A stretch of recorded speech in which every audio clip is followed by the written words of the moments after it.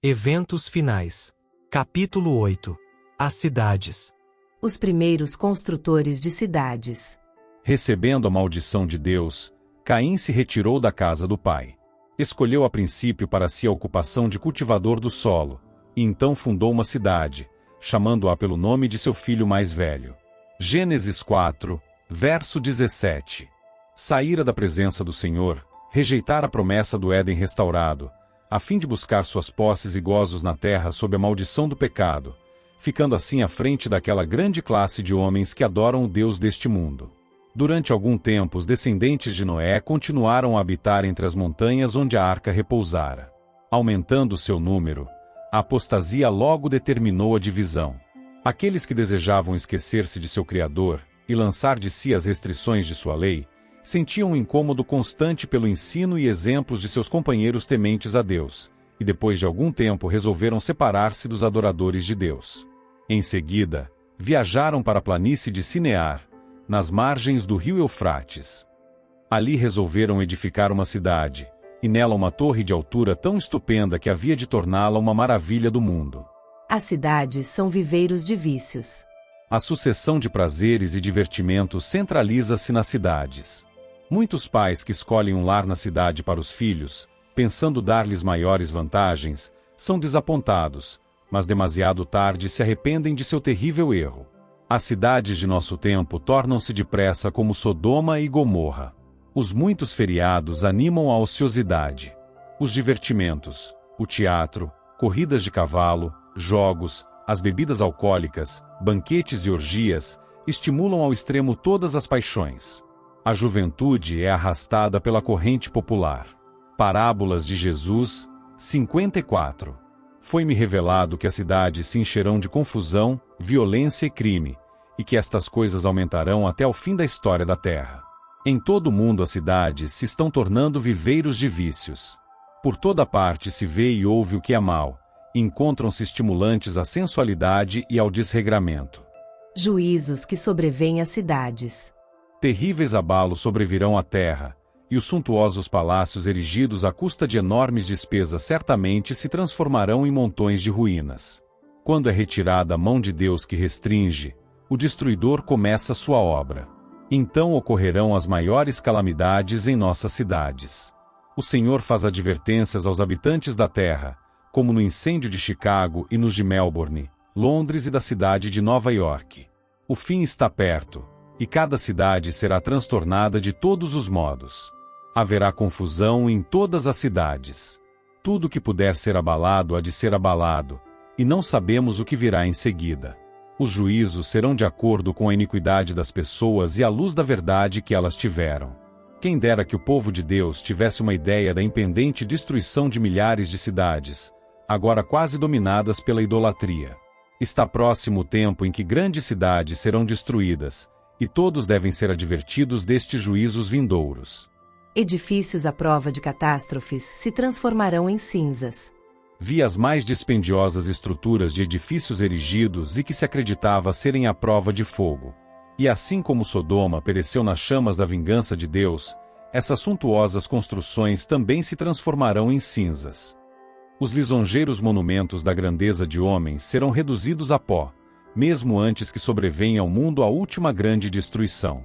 Deus está retirando seu espírito das ímpias cidades, as quais se tornaram como as cidades do mundo antediluviano e como Sodoma e Gomorra. Suntuosas mansões, maravilhas da habilidade arquitetônica, serão destruídas num momento para outro, quando o Senhor notar que os proprietários excederam os limites do perdão.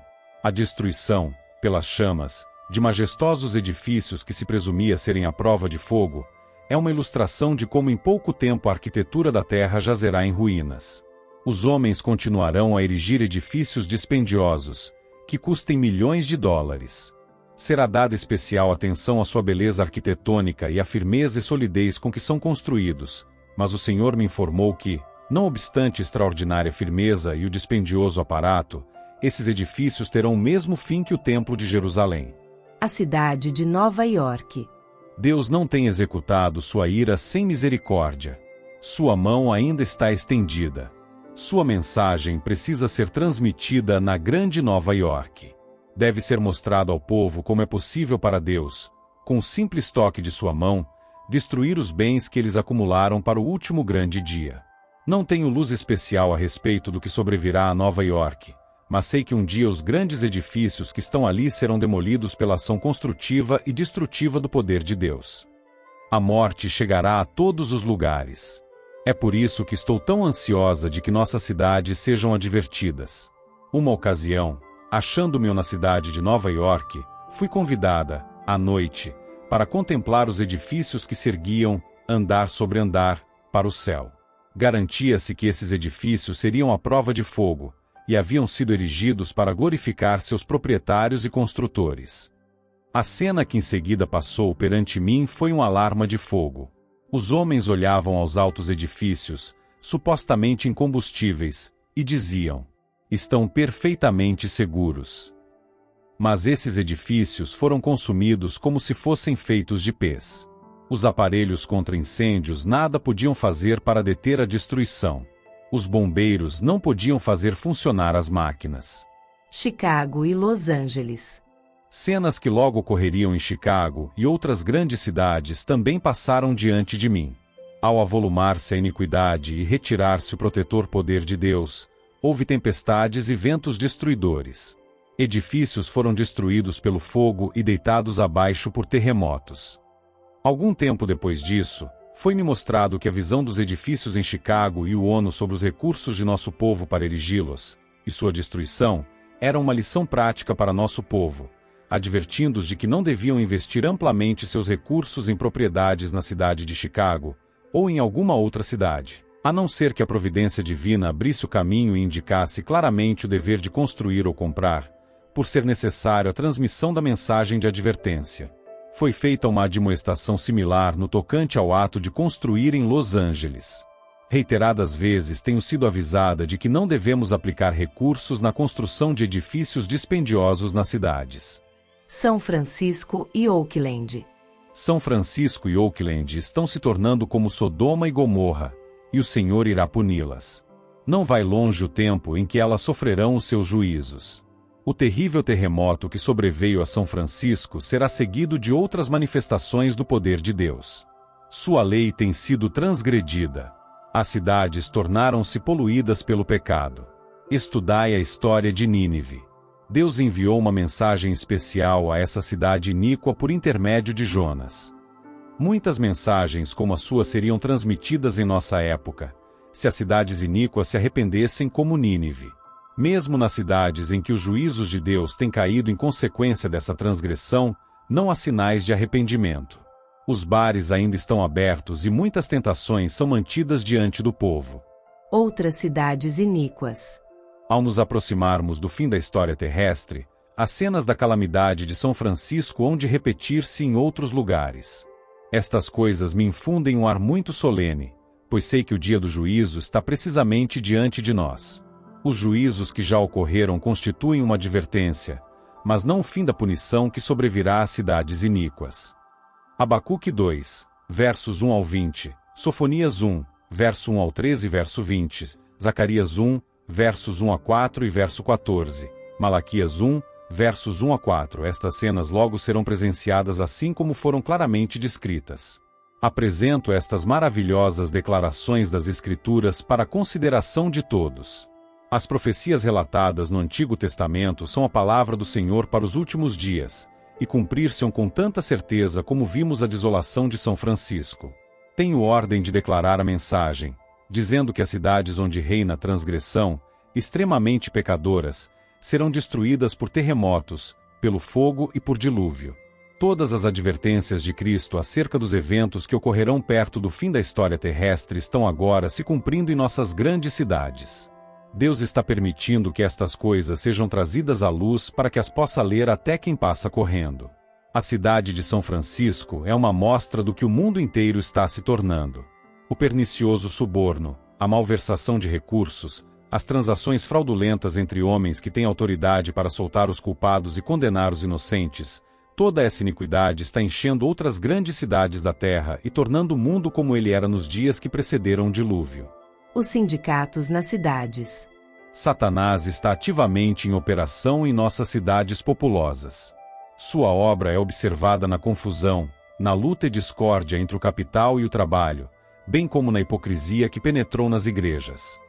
A concupiscência da carne, a soberba dos olhos, a ostentação do egoísmo, o abuso do poder, a crueldade e a força empregados para fazer com que os homens se liguem às confederações e uniões, atando-se a si mesmos em molhos para a queima dos grandes fogos dos últimos dias.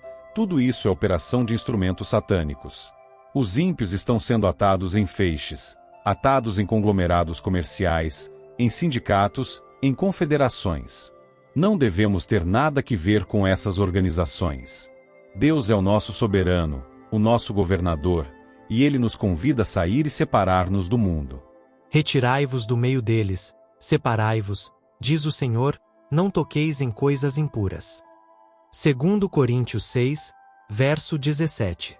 Se recusarmos fazer isso, se continuarmos a nos vincular ao mundo e a encarar toda a questão de um ponto de vista mundano, tornar-nos-emos como o mundo. Quando métodos e ideias mundanos governam nossas transações, não podemos colocar-nos sobre a elevada e santa plataforma da verdade eterna. Os sindicatos. Fonte de perturbação para os adventistas. Os sindicatos serão um dos instrumentos que trarão sobre a terra um tempo de angústia tal como nunca houve desde o princípio do mundo. Alguns homens combinarão segurar todos os meios que se possam obter em certos ramos de negócio. Formar-se-ão sindicatos, e os que a eles se recusam unir serão homens marcados.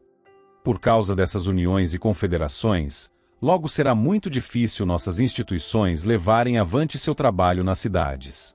Minha advertência é: conservai-vos fora das cidades. Não edifiqueis sanatórios nas cidades. Bem depressa se aproxima o tempo em que o poder controlador dos sindicatos será muito opressivo. Nas cidades, muitos anseiam por luz e verdade. As cidades das nações serão tratadas rigorosamente, contudo, não serão castigadas com extrema indignação de Deus, porque algumas almas ainda se despregarão dos enganos do inimigo, arrepender-se-ão e se converterão.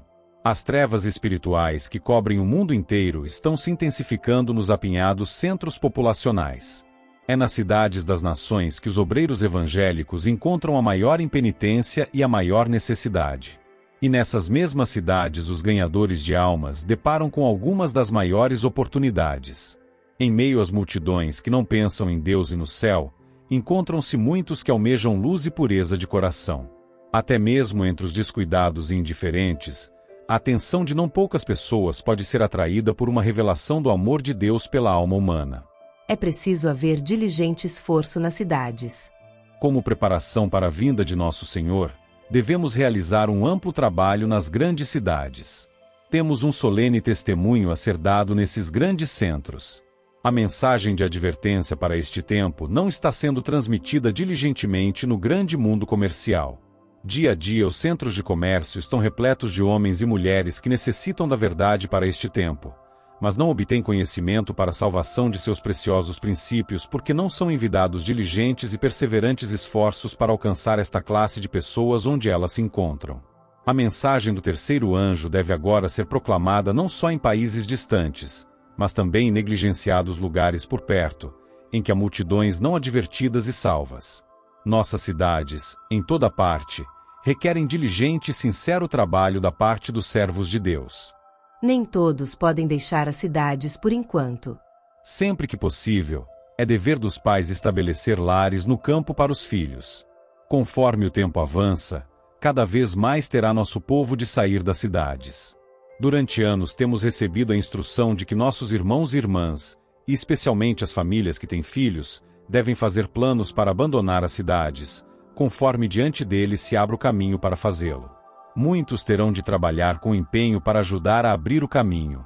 Mas até que seja possível saírem, durante todo o tempo que ali permanecerem, devem ser muito ativos em fazer trabalho missionário, por mais limitada que seja sua esfera de influência. Nossas cidades estão se tornando cada vez mais ímpias, e cada vez mais se torna evidente que os que desnecessariamente nelas permanecem, fazem-no pondo em perigo a salvação de sua alma. Cidades e vilas se acham embebidas no pecado e na corrupção moral, todavia existem lós em toda Sodoma. Escolas, igrejas e restaurantes nas cidades. Muito mais se pode fazer para salvar e educar os filhos dos que presentemente não podem sair das cidades. Essa é uma questão digna dos nossos melhores esforços. Devem-se estabelecer escolas de igreja para as crianças que estão nas cidades, e em ligação com essas escolas, devem-se tomar providências para o ensino de estudos mais elevados, onde estes forem exigidos. Nossos restaurantes devem estar nas cidades, pois de outra maneira os obreiros desses restaurantes não poderiam alcançar o povo e ensinar-lhe os princípios do viver sadio. Repetidamente nos vem o Senhor instruindo que devemos fazer o trabalho nas cidades partindo de centros da periferia. Nessas cidades, devemos ter casas de culto, como memoriais de Deus, mas as instituições para a publicação de nossa literatura, para a cura dos enfermos e para o preparo de obreiros, devem ser estabelecidas fora das cidades. É, especialmente, importante que nossos jovens sejam protegidos das tentações da vida nas cidades. Não são aconselhadas mudanças precipitadas. Cada qual tome tempo para considerar cuidadosamente e não ser como o homem da parábola que começou a edificar e não pôde terminar. Nenhuma mudança se deve fazer sem que tal passo e tudo que ele implica sejam cuidadosamente considerados, tudo pesado. Pode haver indivíduos que agem precipitadamente e entram em algum negócio de que nada sabem. Deus não exige tal coisa. Nada se faça de maneira desordenada, para que não haja grande perda ou sacrifício de propriedade, devido a discursos ardentes e impulsivos que despertam um entusiasmo que não é segundo a vontade de Deus, para que, por falta de equilibrada moderação e devida contemplação, e de sadios princípios e propósitos, uma vitória que necessitava ser ganha se transforme em derrota. O sinal de fuga das cidades. Não vem muito distante o tempo em que, como os antigos discípulos, seremos forçados a buscar refúgio em lugares desolados e solitários. Como o cerco de Jerusalém pelos exércitos romanos era o sinal de fuga para os cristãos judeus, assim o arrogar-se nossa nação o poder no decreto que torna obrigatório o dia de repouso papal será uma advertência para nós. Será então tempo de deixar as grandes cidades, passo preparatório ao sair das menores para lares retirados em lugares solitários entre as montanhas. Alguns justos nas cidades, depois de aprovado o decreto de morte. No tempo da angústia fugimos todos das cidades e vilas, mas fomos perseguidos pelos ímpios, os quais entraram nas casas dos santos com espada. Ao deixarem os santos as cidades e vilas, eram perseguidos pelos ímpios, que os procuravam matar. Mas as espadas que se levantavam para matar o povo de Deus, quebravam-se e caíam tão impotentes como uma palha. Anjos de Deus escudavam os santos. Posto que um decreto geral haja fixado um tempo em que os observadores dos mandamentos poderão ser mortos, seus inimigos, em alguns casos, se antecipam ao decreto e, antes do tempo especificado, se esforçam por tirar-lhes a vida. Mas ninguém pode passar através dos poderosos guardas estacionados em redor de todo aquele que é fiel. Alguns são assaltados ao fugirem das cidades e vilas, mas as espadas contra eles levantadas se quebram e caem tão impotentes como a palha. Outros são defendidos por anjos sob a forma de guerreiros.